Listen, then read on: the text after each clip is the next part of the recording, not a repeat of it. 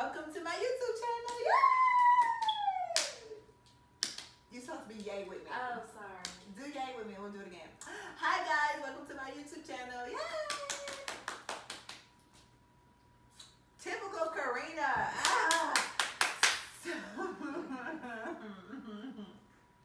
So I have with me today my cousin of all people. Everybody knows Karina Atkinson, and known as Rena Speaks, right?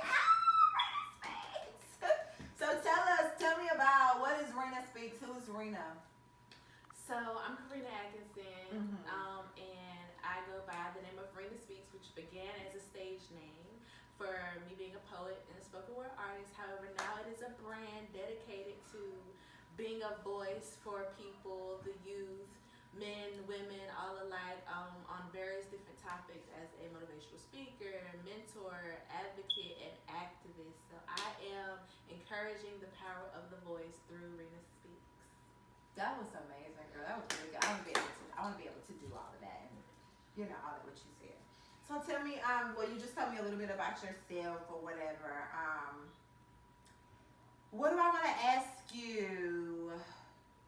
How long have you been writing? So this is what you do, poet, right? You go and do stand-up. I won't say stand-up, but that was right there. I was like stand-up. But it's not stand-up, but to me it is, right? No? No, stand-up is for comedians, child. Comedians to stand-up, So then what does poets do? We speak life. Oh, God. We stand up and we speak life. I've been writing poetry as far as I can remember, age 14. But I look back and I have found notebooks and old diaries and old journals from when I was a kid that I realized I've been writing all my life. Because I remember loving to write in, English class or literature or reading class. I love to write stories and short stories and stuff like that. Wow. So I didn't realize I had always had a passion for writing until I really looked back, but I really was focused on writing poetry at 14. Now as far as seriously performing poetry, I started that in 2014. I went to the University of North Carolina at Pembroke. Shout out to the Braves. To the who? The Braves. And on campus they always had open mics. And you was always there? No, I was always there to see, but I never was like, let me get up there. Really? And, right. You? Right. And so I find that hard to believe. One day I decided to do an open mic, and it was cool. I did something real simple, but I actually, for the first time, really like the feeling I get now being Rena Speaks. The first time I actually felt that was when I did a pageant on campus. The African Student Organization, they were doing Mr. and Miss ASO. And so I did that pageant, and my talent was spoken word. So I got on stage, and that was the first time I really performed and felt that rush and all the feelings that I feel that we'll talk about later as far as, pretty sure you're gonna ask me. Yeah, I am. But no, that was the first time in 2014, so that same year, that I really came into that passion. So, is there a book coming? Can you finish me out? Can you finish my book since you just I love to write? I got a lot to say. Can you just write it for me? Well, yeah, we'll do that. Is there a book coming? I would say I would like to write a book one day. As a motivational speaker, I'm also a speech writer. So I'm able to kind of take a topic and dive into it, into this nice order of flow, and really speak about what I'm talking about. But a book, I've thought about it, but I can't tell you when, because I don't know. God hasn't really dropped that real heavy in my spirit yet, but it's something that I would like to do one day. Okay. So listen, tell me a little bit about your childhood. How old are you? I am 25, which comes to a surprise to a lot of people. They think I'm older. They do. You just had to throw that out there. They really do though, because like the stuff I do and the people I'm around, like they're always older than me, and so when I tell them, they realize, oh, little sis, not just sis. I'm like, yeah, okay, fine, fine. Not in my 30s, you guys. Not yet. You're Christian. Tell me a little bit about your childhood. What type of childhood did you have, like coming up? Good question. The the type of childhood that I had, church home. I had my mom and dad and one older sister. And we lived in the country. I remembered, I didn't do preschool or daycare, but I had a good old, sweet old black lady as a babysitter. Oh, they don't have them anymore. Yep. Real old school upbringing to that respect. I had Granny. We went to Granny's house. She still shelled peas and went to go pick pecans. I miss those days too. She lived in her old house that was built early 1900s until she had to move into a nice little retirement village apartments. And you know, she did the pig feet and all that. So I had that. And going to my mom's church where she grew up, you had that old school church that a lot of people my age unfortunately don't get to reminisce on and talk about. But my dad's a preacher. He actually didn't begin preaching until I was 10, but I was still, you know, relatively young, so I would say that was a part of my childhood. But church, Sunday school, So you were PK? school, yes. Those and see, kids. this is the thing though. When it comes to conversations about PKs, I never really feel included because they're talking about the pastor's kid. And see, my dad doesn't have a church. He's a preacher.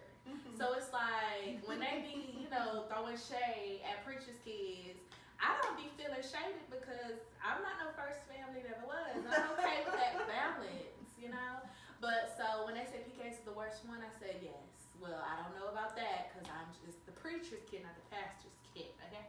But honestly though, like, my childhood, I remember enjoying elementary school. I enjoyed middle school. I enjoyed doing my work. I enjoyed being in the classroom. You know, I liked making friends. When there was a new kid in the class, I would show them around. Oh, you I was just that? You was liked that being kid? that. I liked it. They never let me do that in You school. know, well, you know. Why? Well, you were a little rough. I don't know. But, yeah, like, I like to do the spelling bees. Like, I was going to be Aquila and the bee before Aquila was in the bee. I'm done. That was me. But, yeah, they were, I wouldn't say strict, but they knew what they wanted us to do and not to do.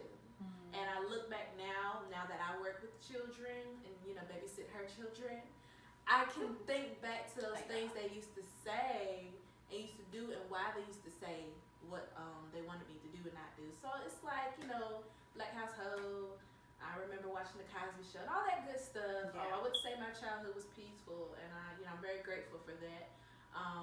So you grew up in like a functional home. Yes. So you don't know what a dysfunctional home is. Like you didn't have that upbringing. Not the dysfunctional homes we often talk about. Woo, But it child. depends on what you would call dysfunction. Now, I'm not saying that I think there was a type of dysfunction. However, you learn as you grow. You learn whether or not you are at your best when it comes to communication. You learn whether or not you're at your best as far as making friends. And maybe that comes from your childhood. Because my parents, they're not the they're the ones that are cool, being to themselves, being with each other. They don't have couple friends. They don't go out with other adult friends. Like they'll be with they have sisters and brothers, so they'll be with them. So those are my aunts and uncles. But, you know, I didn't grow up with a lot of people in the house, a lot of my parents' friends in the house. So I'm kind of to myself. I'm kind of a homebody. And I think that kind of comes from that, even though I'm much more social than them.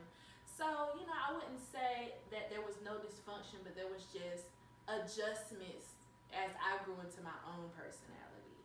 But, yeah, you know, Mom, she was the more vocal one. My dad's more quiet. But when it came to the final decisions, go ask your dad. But it was easier to talk to Mom. But it wasn't anything angry or harsh. But sometimes there was, like, times where I'm like, well, I don't really know. And sometimes there was, like, a misunderstanding because I'm from a different generation. So there was things I wanted to do that they didn't want me to do. So in that sense, but, you know, not entirely the whole big amounts of dysfunction. No, not really. So like Miss Perfect Home. That's I definitely would not say my that. story. Definitely not my story. But like, what are some of the things do you struggle with? Like, do you struggle with anything? Like, you have your dad as a pastor. You have your mom that you can just like really go to them and they can just cover you and just saturate you with prayer and all of that. Like, what do you struggle with? You're person. You're by yourself type person. What do you struggle with outside of being in actually, to kind of piggyback from the last question and moving into this question, one of the things that I didn't like was how transparent my parents weren't. And I have cousins my age, and they will always talk about how they were able to go to their parents about sex, or blatantly be able to talk about what they're doing or not doing, or your cousins on your dad's on our side, yeah. Really? They're able to go to their mom's. Oh, you're talking about like your age group. Yeah, my age group. I wish I would. You know, Girl, I could never do that. Now, Yeah, my parents weren't that type. I couldn't. No. Yeah, like the cousins my age on our side, they would tell me about how they were able to talk about that, and so I was a little jealous. I was like, I want to know what they dealt with or struggled with when they were my age, so I know if this is like just me being me, introduced to what I'm being introduced to, or is this a little bit of their characteristics that I just don't know what's passed on. And they prefer to just have, and I'm not saying anything that's bad about it. You know, you come from where you come from, and when you don't want to think back on it or talk about it, that's fine. But I think, you know, some of it needs to be shared with your children so they can understand themselves. But I would ask prom night, you know, what did you used to do? What did you used to get into? And they're like, you know, I'm saved. That's all you need to know. I'm saved. No way. You know me as saved. Let me be saved. And I'm like, Well, no. I think our family, I think the Black community is like that as a whole. You know, they're not going to talk about stuff. You know what I'm saying? Like, I mean, I believe that we are our parents' demons. So whatever things that they chose not to deal with it, then it goes to us. And I think that's horrible. We get better eventually, but it's like, dude, tell me why I'm struggling with this. There's a reason why I'm struggling with this. You struggle with it. Why? Because like when you spend a certain amount of your life and everybody knowing you as a certain type of person, once you come into that new person, you just want people to focus on who that is. If you're not one of those people who's like an advocate or nothing like that, you don't find yourself telling your story often. So when your children come to you and they have never seen you do it, they never heard you do it or heard you say it, you wouldn't want to distort that image. Like, I've never heard my parents cuss, so they probably wouldn't want to tell me they used to cuss. I'm pretty sure they probably said a few words, but it's like, I can understand as a parent, you want to keep that if you were able to throughout the course of your parenthood. Because some have experienced, you know, not seeing their parents saved or better or healed or, you know, whatever until they got old. And some have never seen their parents healed or whole or, you know, off addiction. Some people have those childhoods where the first half of their childhood, their parents dealt with this, and as they got older, their parents are different. So some have never experienced having their parents be the same way all they've known them. And so for me, you know, like I said, they may just not have wanted to share, but because I felt like I was starting to struggle with things, I wanted to know. And you know, my mom, she told me some things, and my dad told me some things, and but I kind of sometimes want to know who they were before me, before they even met each other. And I hear little stories about, you know, from my uncles and aunts, but to me that's not enough, because it just seems like, you know, what else was there? What's the things that were in your quiet moments, like the real deep stuff that you think doesn't matter to tell me, that you might have shared with each other as husband and wife. But I felt like that would give me insight into, you know, who you are. Yes, because, you know, I don't want to say my family has any generational curses, or, you know, the apple doesn't fall too far from the tree. But it's like, I know what personality traits I had, but it's like, what did I get introduced to that is because they got introduced to it and they did break it, but the enemy was like, I wonder if I can get her with that. And I don't know what those things are, but we good though. It's okay, because at least I was instilled with that that good teaching that I was instilled with, to where for the things I don't know about that they dealt with, I know how to. Well, mine is totally different from your upbringing. My family and my upbringing was very dysfunctional. Very, very, very, very, very. So it's like they never came out and told me the issues that they dealt with, but they did demonstrate it. And so it's like it was just destined to be you know what I'm saying, a part of me. And I'm like, why am I bad? It literally took me going to therapy to realize that, okay, this is why I struggle with X, Y, and Z, or this is why, that you'll hear later on in another video.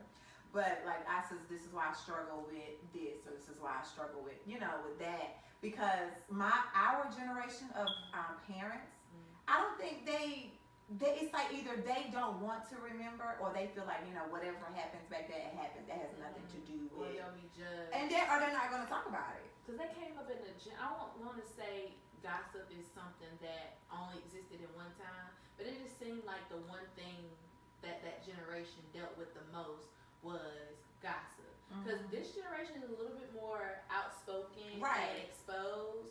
But back then, and we have questions and we want to know, Joker, why am I dealing with this? You know what I'm saying? Back then, what you have to happened tell in me the house something. stayed in the house. Right, and that's not good. Yeah, to an extent, no, because it didn't go to the therapist's office.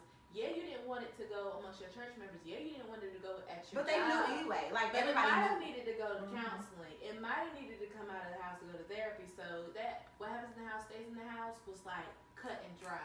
Why do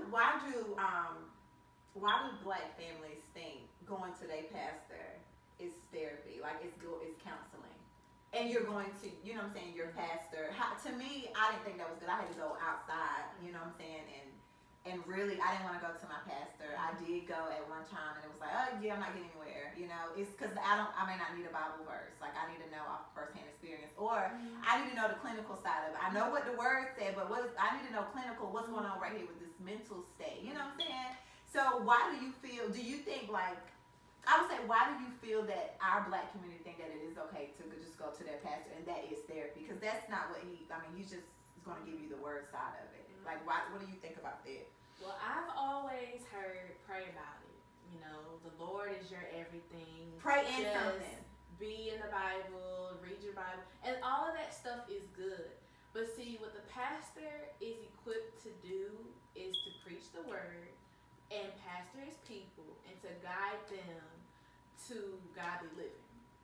That doesn't take away from any outside expertise. You know, he might have a degree in this field or have a certification in that field, but is it relevant to what you need?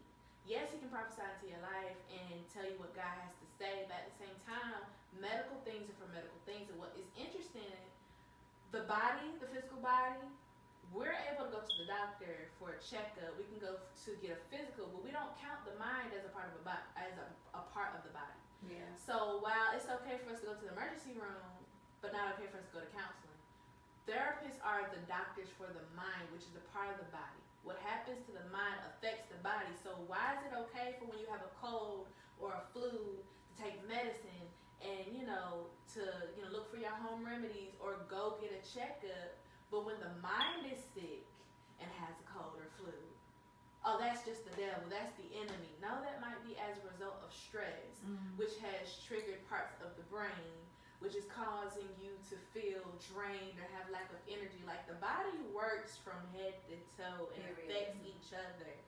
Yes, it can be spiritual, but sometimes it can really just be that you're not eating right, not exercising, not sleeping. Therefore, you're not handling your workload better. Therefore, it's causing extra stress. Therefore, and then the cycle keeps going.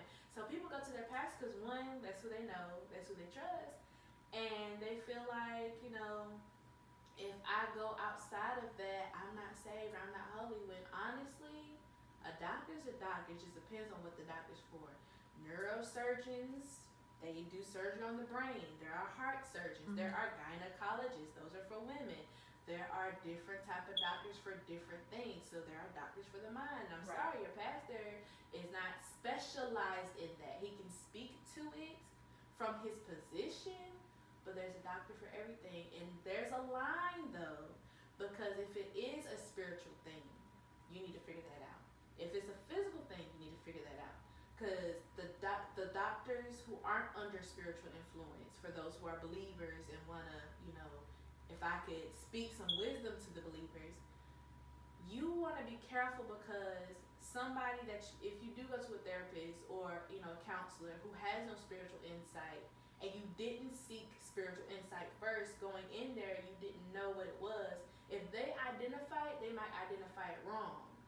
and say you're schizophrenic or say you're this and end up prescribing you on something that you actually needed deliverance from. So I think that's the wisdom the believer needs to take in figuring out, is it only spiritual or is it solely, physical? Is it both? Because we don't want to end up trapped in any way, shape, or form. Because then again, then another thing too, physically speaking, if you don't take care of yourself, you'll end up put on prescription pills when you really just needed to change your diet. So you have to be careful where you go for insight, where you go for wisdom, and what kind of help you take, and make sure it's the help you need if we're going to think of physically and spiritually speaking. But people go to the pastor because, going anywhere else has been shunned and shamed, but God is our healer. But when we get sick, we go get a checkup, like I said before. So, you catching the cold, oh, that's the devil. You don't do that. But as soon as you say, I think I'm depressed, what you gotta be depressed about, So I think that's why we, did that, and they did that because, if you only go to work, you only go to school, and you only go to church, back in the day, that's really all a lot of them did. The wisest person they knew back then was the pastor. So, yes, sis. So where do you write from? What place do you write from? Where do you go into a quiet place? Because you said you had a perfect life. You didn't go through a lot of stuff that most kids your age went through, or my age went through. So where do you write from? What puts Rena Speaks in a zone where you are writing, you hear from God, and you're just going, you're just flowing? Well, see, that's the interesting thing, because I know you say it jokingly because you're my cousin, but a lot of people actually think that, I wouldn't say picked on, but I would get called Miss Perfect and stuff like that. But at the end of the day, I was not exempt from the internal struggles, and that's what I had. What are the internal struggles? What do you mean when you say that? Being that, I came up the way I did, and not necessarily having external struggles, even though we didn't always get what we wanted. Oh, we might not be able to do this right now, or we can't go here right now. Internally, because I noticed very early that I was different. I was interested in things that no one I knew was interested in. I wanted to sing, but not just sing like we did, because, Atkinson's quartet groups, choirs, and I really wanted to sing, What do you mean sing? Disney Channel. I'm done. I wanted to be on Disney Channel. I wanted to be one of those kids. I could see you on Disney Channel. I could see me too, but guess what? We ain't seen me because they didn't sign me up. No, but I wanted to be one of those kids. I wanted to be a child Jada actor. wants to be on Disney. She does? She really do. Listen, I signed her up. They haven't contacted please yet. do. See, that's the thing though, and I don't fault my parents for it. But when you don't know what to do, or you're not familiar with what your child introduces you to, you can either say no, or you can either try to find out. And unfortunately, I was told no. Well, I believe that it's my important. internal I think it's struggles important came that as parents, Mhm. I say that now because I am a parent and I watch how it didn't happen for me. But I think it's important to know your child's gift and to pour into their gift and make their gift just as important as they think it is. Yeah. I think a lot of parents, sometimes they kill their kids' dreams because it's like, no, you're not gonna do that, or no, you're gonna play basketball, or you're gonna play football, or I don't whatever. know what that is. Or like my parents, I wouldn't say my mom, she worked all the time. My dad, they didn't really pour into me, so it took me till now, or whatever, to find out what my gifts is and what it is that I'm supposed to be doing. Of course I was very fast in running, very fast in track. Did they pour into that? No. My brother, my sister, they were good at what they did, basketball, but did they pour into that? No. And a lot of times you see some parents like our age, our generation now, oh yeah, they going in for their kids. They're every game, they're sowing, they're pouring into it. But if it's not sports, then what is it? And whatever it is, whether they've been called to just, they want to study the word, then you got to take that time out to help them. And I've noticed that with my kids, just how energetic they are, and how KK and Jada, that's all they do is dance. And it's like, okay, these girls can really dance, so let me pour into their gift, or Caleb, he's autistic, but he can draw, he can build. Let me buy those, let me pour into that. And I can keep going because all my kids is gifted. But but I'm just saying I think it's important that parents should really pour into their gift. Do you think that at a young age, do you think that you had that gift of writing, and do they buy you a notebook and a pencil and tell you, yo, write your dreams out? Or did you just get a piece of paper and just was like, let me just write, you know? Yeah, so all of this goes into answering where Oh my I write, gosh, what place do I write from? Mm-hmm. Yeah, I felt very alone in my dreams because I only shared them with myself. Like, as a kid, a lot of other kids, they play dress up or they play pretend, or they play with their Barbies and stuff like that.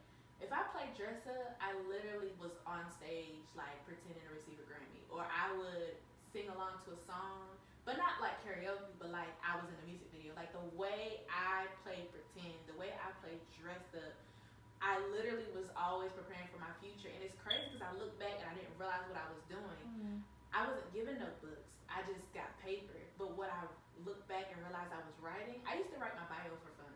But it was always more than one thing. Right. It would always be like, Karina Ivana Atkinson from Goldsboro, North Carolina. I found a little sheet and my handwriting was so bad. I think it was in 3rd grade. From Goldsboro, North Carolina, born and raised, author, actor, singer. I would always write multiple things, and I didn't understand then that I was multifaceted, or I was like a Jill of all trades. I didn't understand that, and I think the reason why I ended up going through the internal struggles because I didn't have creative outlets. We had dial-up, but we had internet. I would go online. Dial-up, I remember that. Right, AOL. Yeah. I would go online by myself and go on PBS.org because I wanted to be on those shows on PBS Kids. Or I would type in on Google or whatever we use and try to find talent scouts. No one told me to. No one showed me how. I just did. And I remember being in the car and 103.9, the gospel station, because Mama said, don't turn your radio. Yes. It's always been 103? Yes. Okay, right. And we in the car, we could not change the station. You turn back to my gospel. But sometimes a little ad will come on. Actors, models, and talent for Christ coming to Raleigh this Saturday. Yeah, I remember that. Bring your children age, And I would say, oh, Mom, I want to go. I don't know what that is. That's going to cost money. Wow. That was all I got. And I'm like, ask somebody. Like, I'm the child. I don't know what to do with this information. I can't even get there myself. I'm 10. But no, like, I realize now why I went through what I went through and went through those internal struggles because I had no creative outlets. Like, when I wanted to... What do you mean when you say creative outlets? Being able to do what I wanted to do. And not an aspect of being grown, but just, I wanted to sing. I wanted somewhere to You wanted someone to pour into your gift. Yes. So did you think that your family... Yeah, we didn't get to do that either. Yeah. And I've always wanted to do that. But my mom, they would not allow us to do that. But see, here's the thing. Growing up, I went to our aunt's salon, and there was another little girl that would always come in my age that, would always get her hair done because she was in pageants. She was heavily in it, like, all the time. Mm-hmm. And I remember saying I wanted to do pageants, and there were sometimes it would come up at church, oh, so-and-so's doing a pageant. If your girls want to do it, go tell sister so-and-so you want to sign up. And I'm like, she could have just asked her mom how to get involved, or how much does it cost, or how do you raise the funds. Yeah. But because it didn't seem, because it didn't seem possible right away because of what she thought she knew about it, my mom just said no. And I'm not angry, but I did have a part of my life where I was hurt, my feelings were hurt, because it's like, I can no longer do those things because some of those things were because I was a kid. Disney Channel is for kids. Child stars are child stars. I'm grown now. I can't go back and figure out what it would have been like to be a child star. So some stuff I literally can't go back to. I can't be a kid pageant. I can be an adult pageant. So I literally, missed out. I wanted to cheer, and that was expensive, so I can understand. Like, cheer camp, child, listen. Well, we didn't do that either. But still, like, and I think so to stay relevant to the questions, I was about to go into something else. I write from that place. I write from, I went through low self-esteem, low confidence, and, being insecure. And because I didn't have a creative outlet, what was reality to other people wasn't reality to me. So trying to fit in the world around me, I just ended up being just off the wall. Wow. So I was acting out. And I wasn't angry about nothing. It's just, I didn't know how to function in everybody else's society because I'm not normal. I am very different, and I just didn't know how to be like everybody else. I could never fit in with the girls. The guys didn't like me, and so I just couldn't figure out. So I ended up acting out. That would be so depressing to me, like, you know, because being confused. You know, do you think that your family, you know, not just your inside the home family, but your family as a whole, do you think your family supported you then versus now? Do you think that you had that support from your family? Well, I didn't really do nothing back then to be supported, but I'm talking about now. I'm grateful for the things I did get to do to go into that, which was choir and band. The musical choir, as in choir at school. Yeah. Because choir in church was kind of like, well, of course, we had to sing. What is it, Easter Sunday? We had to sing. But school choir, I was able to have that musical outlet. And I was able to be introduced to the choir world, the chorus world. So I was able to go. Showcase the Stars? No, it was called All County. So okay. Yeah, you had kind of a bigger chance to be able to go to All County because it was kind of just based on the best in your choir, but it was like anyone could go. But All State, only 2 could go. What All State was, they would always send either a guy or a girl, and I was able to go once in middle school, and we went all the way to the Greensboro Coliseum, and it was literally 2 people from every school in the state to be in one choir. So that was like really a big deal to me. I did essay contests. So I ended up not knowing, now that I'm a speechwriter, motivational speaker, having to read an essay in front of a banquet at 14, 13, 12 years old. So I had those moments, but it was very far and few in between because it was just what I could do when I could get the chance to do it. But as far as, you know, so they were very supportive. You know, everything that I did, I introduced to myself. And then I introduced it to them, and then, okay, we can do this. But nothing was ever really introduced to me other than my love for reading, because my mama always made sure she took me to the library, and I love that. But as far as, you know, my love for the church was given to me. My love for the Lord, my love for the word, my love for prayer, my love for, you know, being black, my love for family, my love for the Cosby Show.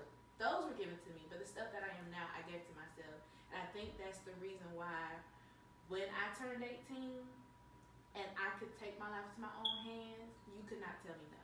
Wow. And that's how I ended up doing too much. I was in college. I was finally able to be free, create my own creative outlets. And that's when I became a person I didn't know I would be and have interests I didn't know I'd have. I joined like 8 organizations, student government, activities council, the NAACP, National Council of Negro Women. I was on the executive board. You was doing too much. That's good though. Queen. But see, that's the thing. In high school, they would have never voted for me to be even prom queen. Here I am at a whole university being homecoming queen. Like, I literally was like, this is based on my permission, and I did it all. But it bit me when I got into the real world, and I graduated, and I became, you know, I wasn't the student, I was the adult who's working. And I ended up with 3 jobs just because I was used to, okay, in college, how do I translate being multifaceted into the real world? It made sense to me to have 3 jobs, and they all had to be not based on money, but based on my passions. So I'm gonna work at Old Navy because I love retail, so that's that. I'll get more hours here, but I gotta work with kids because, you know, God placed that in my heart. And somebody came to me, you know, I want to start a community cheer team. Okay. Next thing you know, I'm working 3 jobs, trying to be a part of the NAACP in the community, and I'm trying to manage and start a cheer team, and I got burnt out. So it's like, okay, now I have to learn how to say no. Now I have to learn what's too much. Now I have to learn when my season is. So it was like, okay, I get it now. But still, all the stuff that I don't get to do now, this time it'll be my fault. Right. But I had to take that pressure off myself.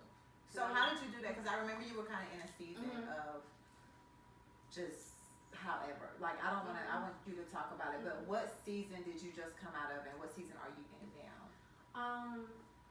Because you end up walking away from some stuff and some things and some people. So how did you do that? Like, how did you get your mind to just stop, calm down, and focus on the things that you need to focus on? Yeah. college Rena Speaks is one thing because she was free and, you know, was understood her limitations. But 2017 is when the Rena Speaks you see now started. When I got home, I was in a relationship. I was working those 3 jobs, going through hell at one of them. But I stayed because I'm here for the kids. I'm on, you know, I'm on a mission right now, and so. So you at like a Boys and Girls Club, and I was also working with Girl Scouts. And to be clear, Girl Scouts is a great company to work for. Old Navy overall is a great company to work for. Perhaps other locations than the one I was at. But to be clear, I don't want to, you know, end up articulating the wrong thing towards a place of employment.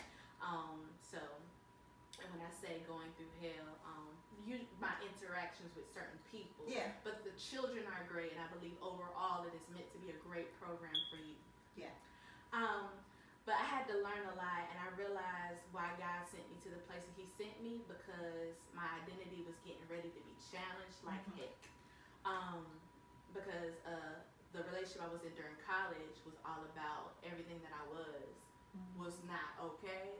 It was a very religious relationship. So coming out of that, even though while I was in it, I went homecoming queen while in that relationship, but I didn't get a congratulations from him because somehow that was wrong, but I still did it. You know, I was too loud. I wasn't submissive enough.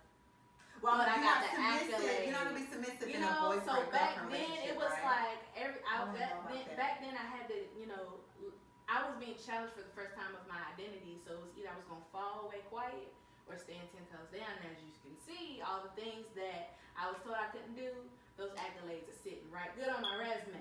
What do you mean when you say submissive? So you mean submissive in a boyfriend and girlfriend relationship? This is the thing. I came from a relationship with a guy who this was college. My college years was 2012 to 2016. So that was 2014 and 2015. Okay.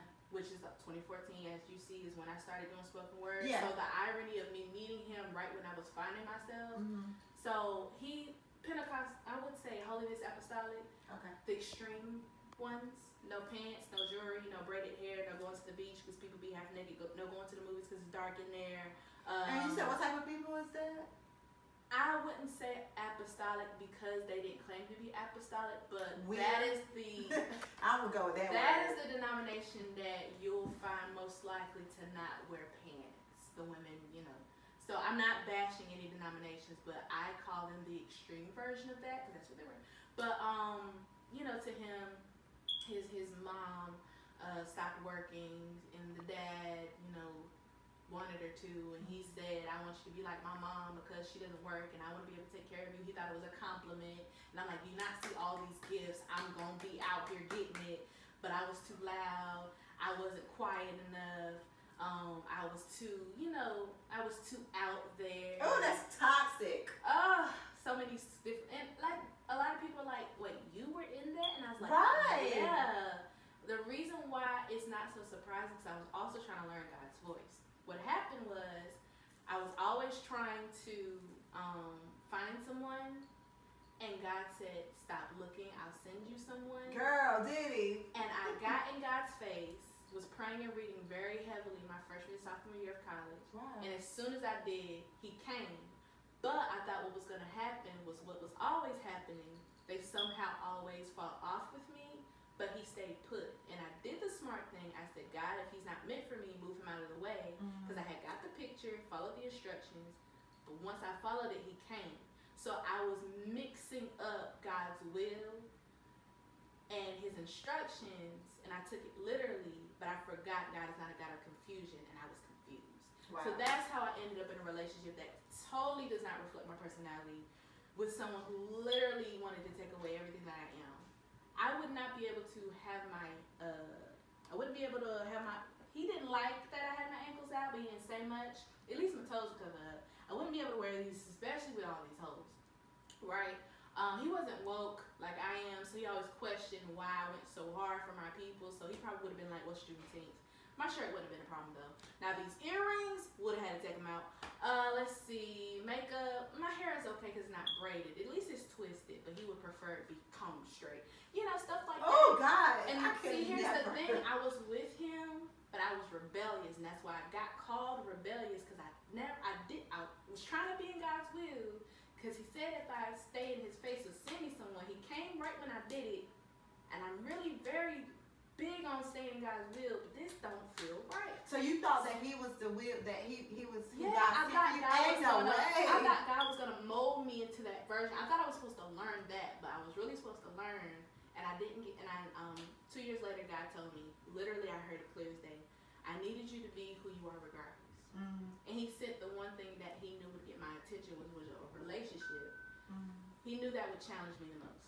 But anywho, going back, fast forwarding, 2017 was really how I got to the arena speech you see now. Because I went into the real world. I was working too much. I was doing too much. I had to learn the word no.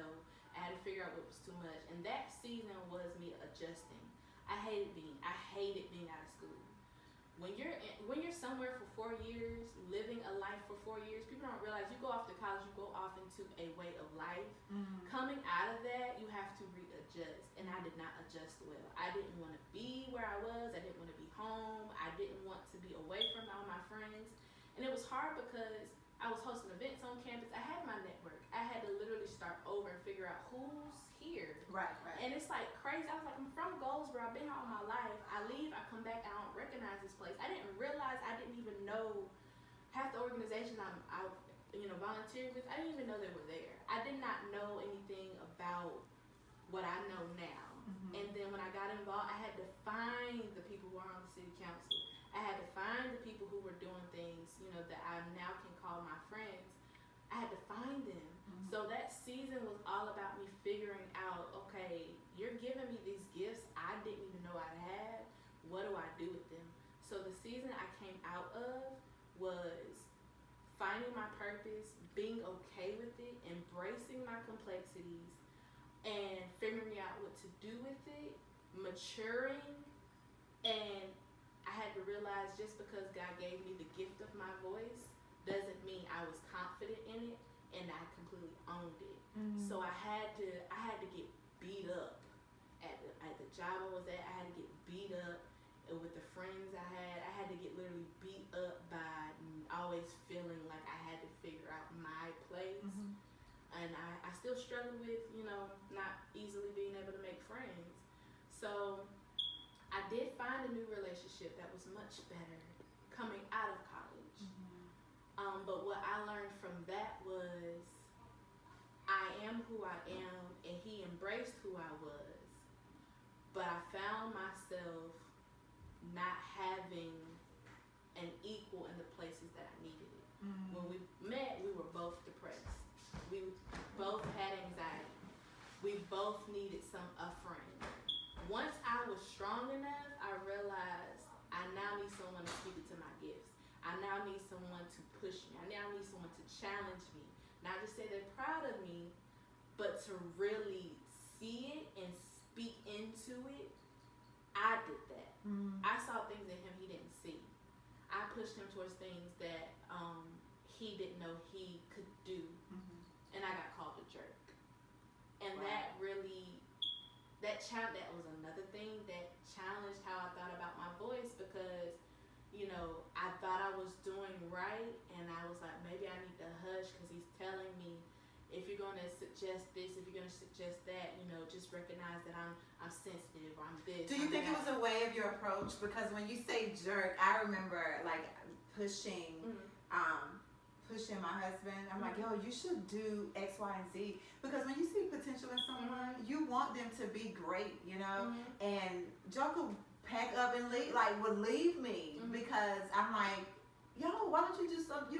You're so smart, or you have this in you to do it. You should do it. And I believe that in people that, if you see potential, don't see me falling and let me fall. You know what I'm saying? Don't let me fall and like, oh, I saw you falling. No, help me get up. If you see something in me, help me be great. And some men, they don't want you to do that. It's like you're controlling them, or you're wanting them. You're trying to be their mom. I got that. I was either trying to be their mom, or I don't know how to talk. I don't know how to express how.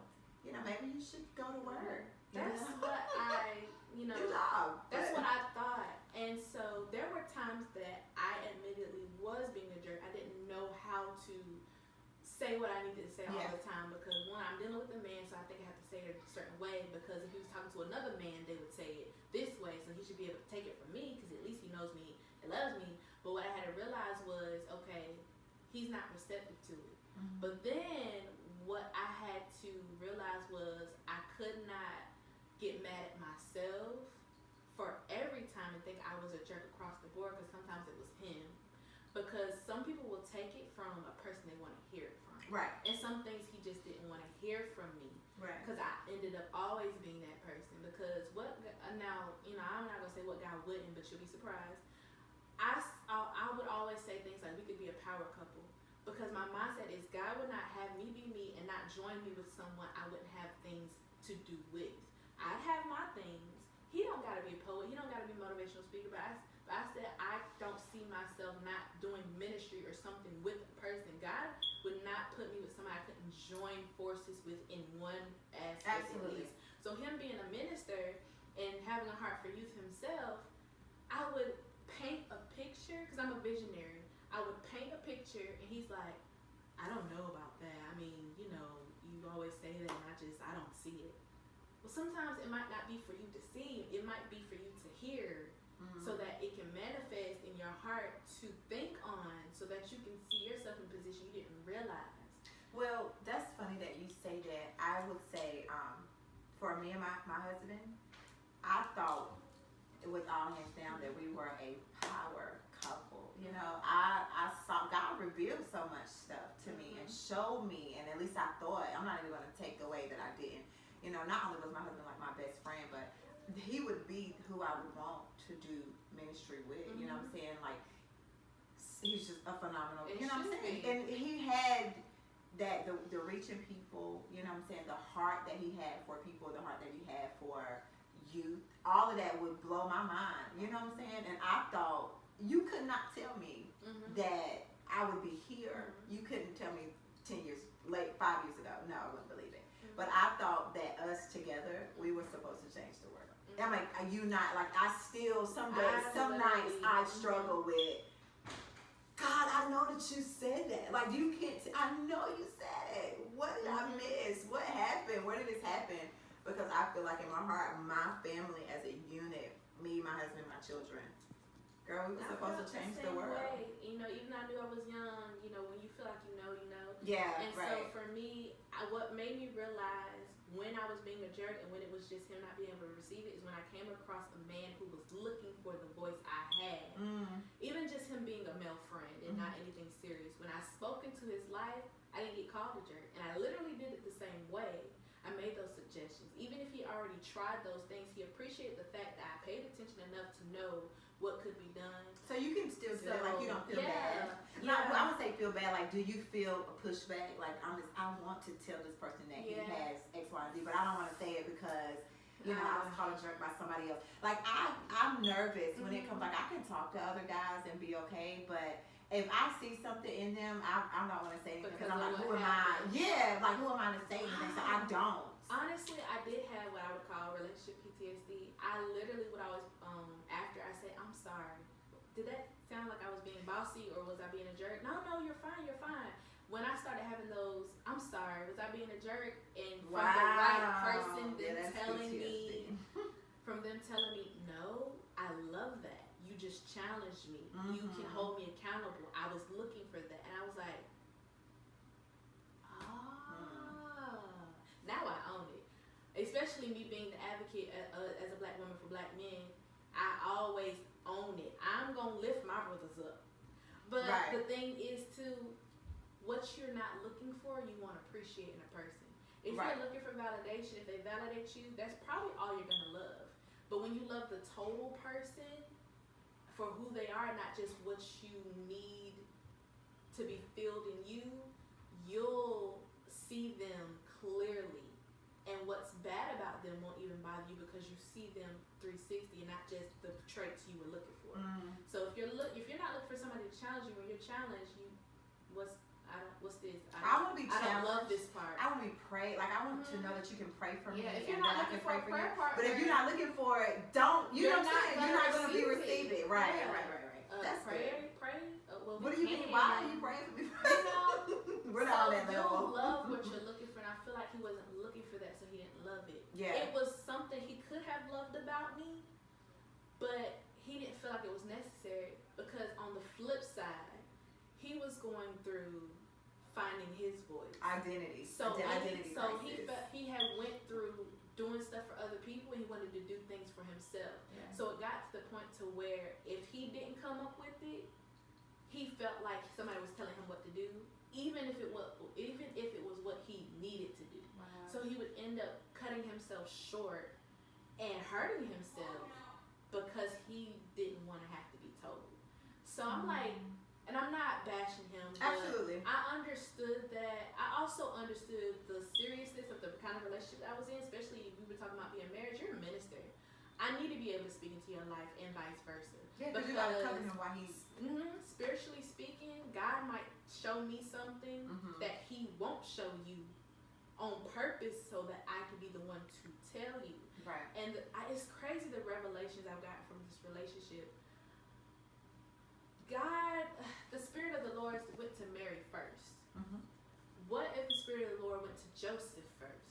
They might have avoided all of the, I haven't known you, we haven't done anything, you need to tell me you're pregnant. If God went to Joseph first, there would be no question. He knew. And Joseph would go to Mary. Mary would probably be like, what? But no, God went to Mary first. If Joseph hadn't trusted Mary's voice, wow, what would have happened? Mary probably would, I'm not going to say Mary would have been a single mom, would not have had an earthly father to help. But what if Joseph didn't trust Mary's voice? But here's the thing. God is not a God of confusion. He's going to come back and confirm. So what happened next? The Spirit went and spoke to Joseph. Right. And said, because he would have had to. Yeah. Like, even though he listened to and he understood, he believed her voice, he All still, in the back of his things. head, he still, God still had to go to him too. Yeah, all you the know things she's saying is true, Joseph. Take her as your wife. Yes. So that's the thing that bugged me. It was like, you're a minister. You're going to need a helpmate. If you don't trust my voice, if you can't listen to what I say, how? Because it's not like God's not going to come back and confirm it, especially if it comes from him through me. Right. And in those moments where you come and tell me, God decided to tell me something God decided to tell you instead of me first, God's going to come back and confirm that. So it was just... It seems like you've been in a lot of relationships, not like like relationships where you just couldn't be yourself, like be who you are. Yeah, I realize that now. And the thing is, I thought so that's something in you that you keep attracting until I grew. You know, it's like I'm in a moment.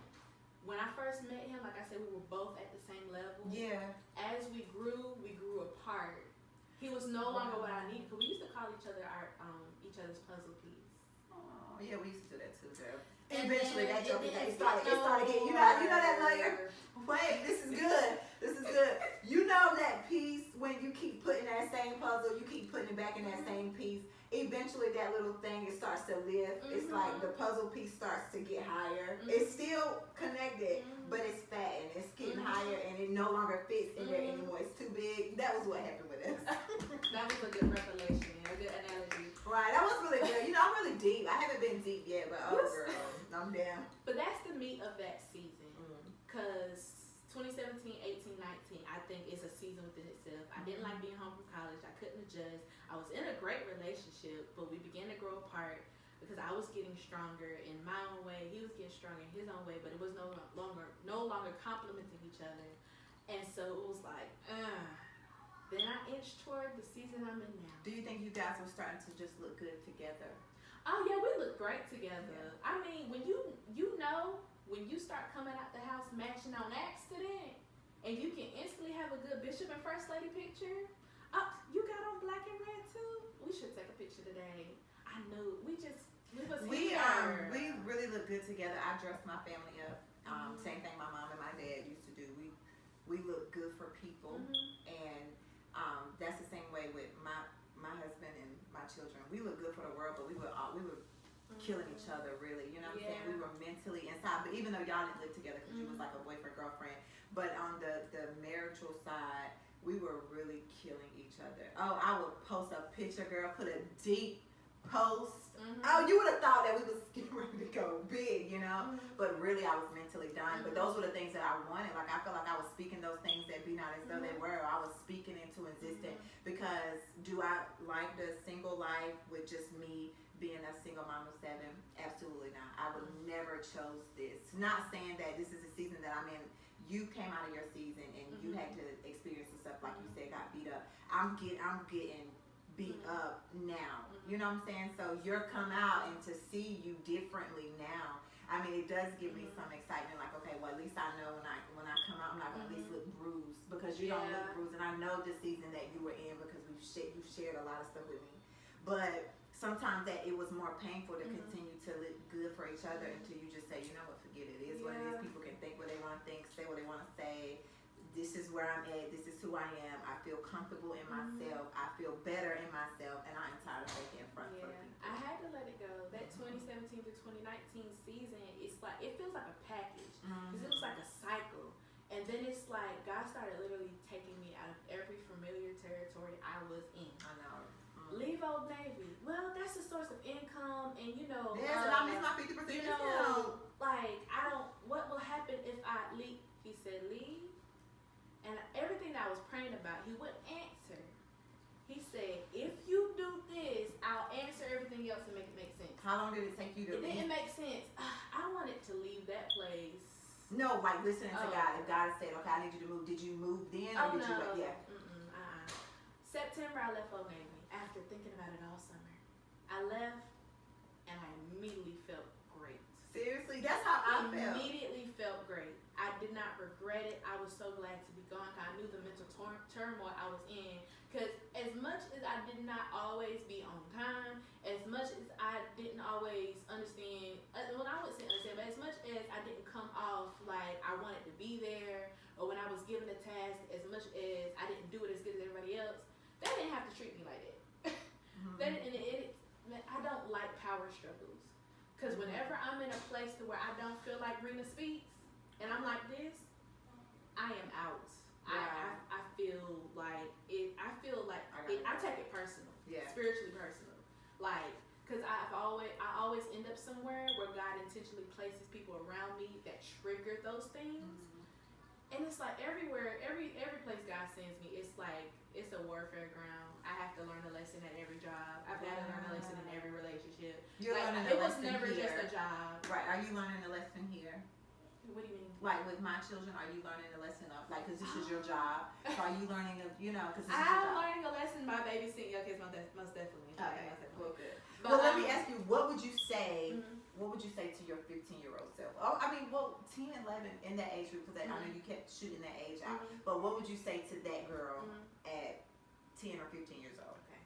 Before I get into that, let me finish this one thought. So Okay. aside from Old Navy, I had to leave the Boys and Girls School, which was the hardest because I fought the hardest to keep it. Because it's like, as soon as I walked in, I was getting pushed out the door.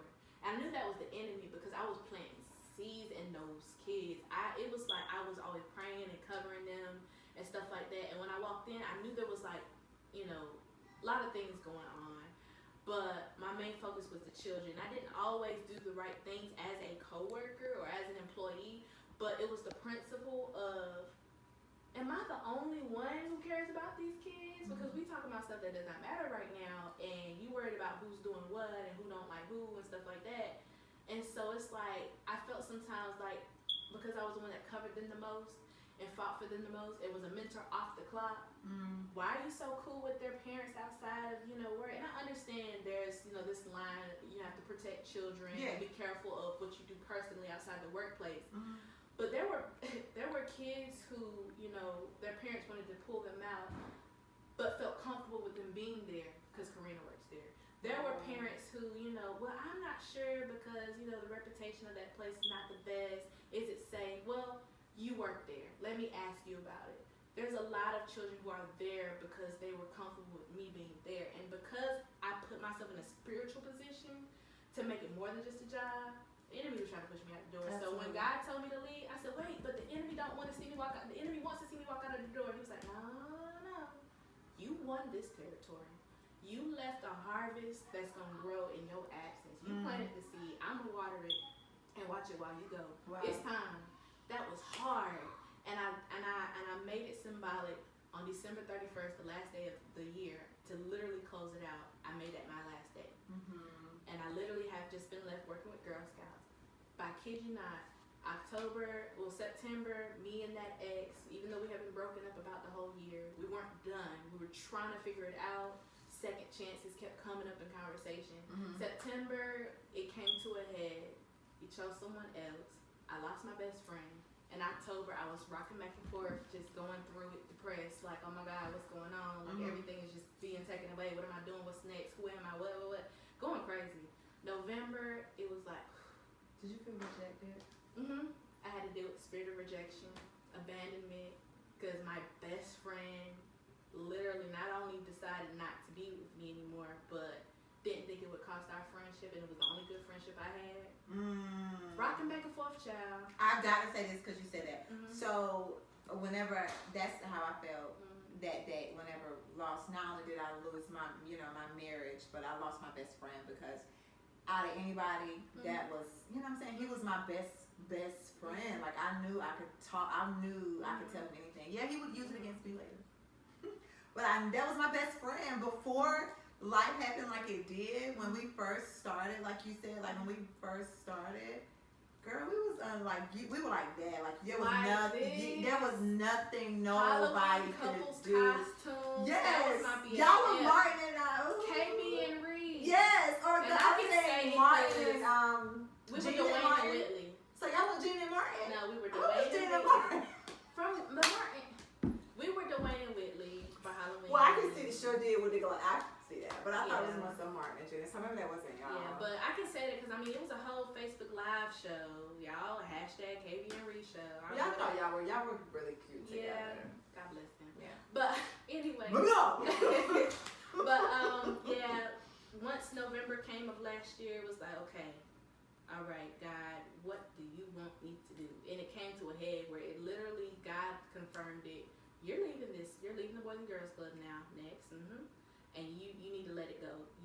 I always save things I want to work, so I was like, but it's me. You're gonna walk away. You're gonna lose me as a friend because everything I've been was literally being everything. So I don't know how to water down this friendship for it to work for you. I've been a friend of totality to you, so I cannot be minimized in how I love you. So I'm gonna have to walk. That was hard, and so December came. I was like, and when I finally gave that letter of resignation and released it out of my hands, I was like, God, what's next? So obedience was the thing. Obedience is better than sacrifice. And it's like December 31st came.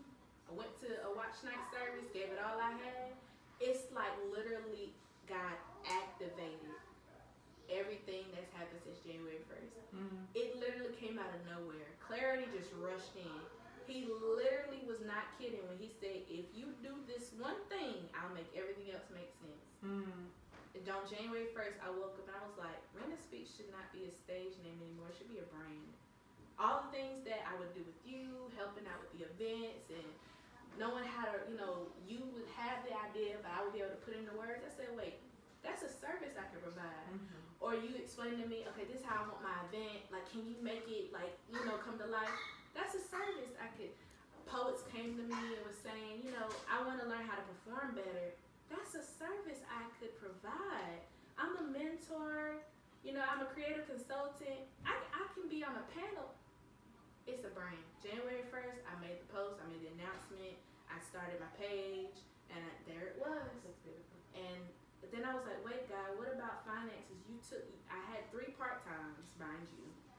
God put me in a place to where I have had no benefits and brought me down to 1 part-time. I said, God, you only want me to work this 1 job and focus on Rena Speaks, and that's it? He was like, yep. And then babysitting came along. I was like, well, God bless you. We're going to help each other out. And I was like, but I still got some goals I want to reach. It's not going to help me reach. He was like, Right. I literally made you had ideas of what you wanted to do next, Karina, but guess what? My mind went blank. every taste I had in my mouth for what was next, every project, every idea, every employment, he took the taste out of my mouth. Working with kids, I literally have had that taste out of my mouth for the last few months out of nowhere. And I was like, and then, you know, as the months went on, the bookings came in. And, you know, 2017, 2018, I did not charge for, you know, doing poetry or anything. 2019 came, I began to charge. And then 2020 came in, I just changed how I put it out there, changed the prices. The bookings came. And I'm like, there is life after all of this. Yeah, girl. There is life after all of this. And I'm literally, if I was to show you a hidden camera of me rocking back and forth in my bedroom in October, you would not believe, like, I'm like, dang, I did not think I was going to get out of that. And now here I am. I feel so much better. And coming into this year, self-development, healing has been my thing. My prayer journal is full. Tackling prayer, breaking soul ties, trying to get down and dirty and get it.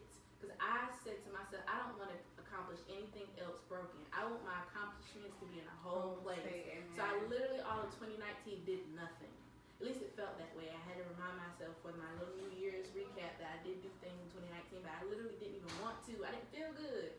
But now, I've been sending emails all day trying to get things going for myself, and I'm trying to figure out how to promote myself. It's amazing that I am actually okay. That's beautiful. And I'm happy to be okay. My confidence has gotten up, and I feel more healed and whole. I've been fasting, and you know, it's amazing. I'm very happy for the place that I'm in. So that completes the question, what place do I write from? Once I feel like, God, how do I transition? I call it the great exchange. I healed from this. I'm writing it. I give it, the audience now can be healed because of what I learned and put in a poem, and I breathed and put into the atmosphere and recited it. So that's where it comes from. I write about Black love or love in general. I write about, you know, pro-Black or the community or pop political things. I write about the Lord. I write Christian poems, so I'm not just a Christian poet. And it's like, you know, but those moments, those rare moments where I literally, you know, God, what do you want me to say? He says, use that lesson. I've done poems about brokenness and stuff like that, and that's why that stuff comes out. So that's the place I write in, and that's how I've come to where I am now. So this season, this is my year. I would always say that every year, this is my year, but no, this is my year. Right. Every year is your year. This is my year. So again, what would you say to your 15-year-old self? There it is. The question you asked like 15 minutes ago. Right. God, my 15-year-old self. Cut it out. Like, you're just doing this because you don't know what to do with yourself. You're just passing through. Your mind is full of ideas that you can't put out. Your mind is full of dreams that you cannot live. Calm down. This is not the way to get attention. This is not the way to be. You know you want it to be the smartest kid. Apply yourself. You know you want it to be valedictorian. You focusing too much on being popular. It's okay for people not to like you. You're gonna be okay. Just cut it out and calm down. I know you don't like it. I know you just trying to figure out your way. Just chill. Just chill. Be confident. Not that won't nobody tell me I wasn't beautiful, but like from the inside, you're okay. You're gonna be okay. You don't have to be that girl. Just be you. Just find. This is how you can be you here. Yes, your parents may not know how to give you all of that. No, you're not on Disney Channel. No, you're not doing all of those outlandish things that are so creative. No, you're not putting out an album at the age of 15. You're not a child star. But this is what you can do. Right. But your mouth, you have a strong voice. Don't use it like that. Don't have an attitude. Don't get frustrated easily. It's okay. Chill. I promise. You're going to be great. Guess what, though? When you turn 20, you're going to be homecoming. I'm done. Guess what, though? Nah, but I would just chill, sis. Chill. So, looking over there, where can people find you to book you? Look, she's ready. She is ready to talk about Rena Speaks. Yeah, but go ahead. Where can people find you to book you, to talk more to you? I know you got, you do a lot for the youth, and I'm also using you for, mentoring programs, so which is I think is amazing. We'll talk about that later. But anyway, go and share. Where can people find you at? I'm on Facebook. My personal page is Karina Atkinson. However, I keep reaching that friend limit. So you can follow my personal page. However, I do have a public page that you can like and follow, which is called Rena Speaks, which is my main platform. However, I do have Instagram _it's Rena _ITSRENA. I'm also on Twitter _Rena Speaks. Booking me is simple. I do not have a website right now, but we will get to that. Booking me is simple. Shoot me a message, and we will get through all the details. And I would love to speak, advocate, be on your panel, your podcast, or come do a motivational speech. I do get booked a lot more for spoken word, but I am a speechwriter, and I would love to be your keynote. So yeah, that's how you can find me. Yay! Thank you so much for joining my YouTube. This was very, very long, but it was really good content. So we're done. And did you want to throw a little piece before we leave off the noggin? Off the noggin, or just one I have memorized. Oh, okay. Go ahead, sis. Put me on the spotlight? No. You want me to do a beat? Is there a beat or anything? No, I'm good. You can do that. How they do it? I've been practicing. I'm getting it. But you want me to do a beat or? No, it's okay. No, so just do nothing. Okay, go ahead. Okay, this piece is called Unidentified, and it's about not knowing who you are. You don't know who you are. You don't know who you are. Y'all don't know who y'all want to be, supposed to be free bound by society. You don't know who you are, supposed to be shining stars, kings and queens, acting like peasants. Always got your hand out for gifts and presents when your presence is unpleasant. You don't know who you are. Ladies, ladies, ladies, if only you would act like ladies. You have entered yourself into a competition against other women that has never existed for a prize that you will never get, seeing whose man you can take and whose home you can hit, whose man seed you can conceive. Please have several seeds. You don't know who you are. Gentlemen, gentlemen, gentlemen, if only you would act like gentlemen. You treat women like objects to subject to your erection. If only you would make the selection to have dignity and integrity. But as you can see, it's all because you don't know your name. Seeking a claim to fame, and it's a shame you don't know the game. But allow me to tell you who and whose you are. You are a child of God, a child of the Most High, and I can't lie. I hope you understand that by the end of this piece, and allow the prime of this rhyme to go down in time. But you don't know who you are. When you figure it out, please let me know. And then I will call you by your names. But until then, you are unidentified. Little quick nonchalant version. That was beautiful. That was really dope. You better. That was actually my very first piece. My very first. That was beautiful. So